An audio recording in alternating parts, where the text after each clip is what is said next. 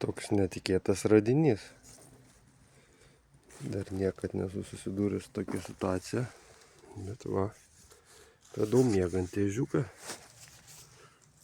Ir kadangi aš jo palikti negaliu, o jau atsibūna miške.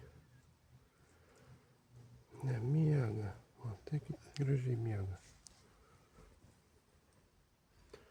Galvoju išskraustyti sandėliuką. Ten yra tokia skylė, per kurią galės išlįsti, kai išsimiegos. O čia palikti aš jo negaliu. Tai vyksta didysis ežiuko kraustymasis.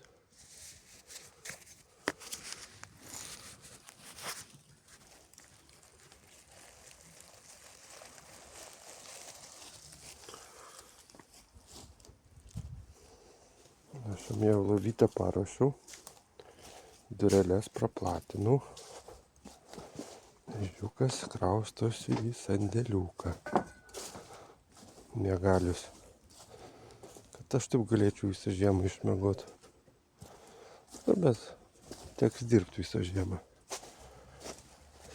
Nu, didysis ežiuko kraustymasis į pabaigą. O, ežiukas čia. Va čia jo escape doors. Knarkia net. Atsiprašau.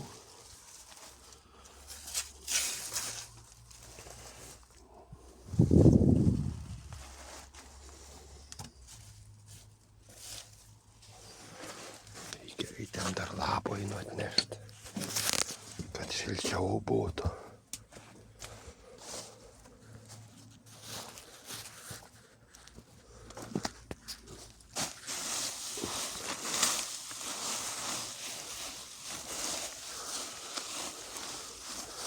Lapai šlapi,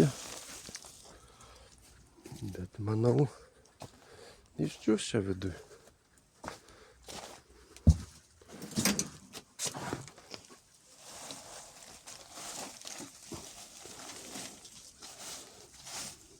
Va, saldžių sapnų ir iki pavasario susitiksim kieme.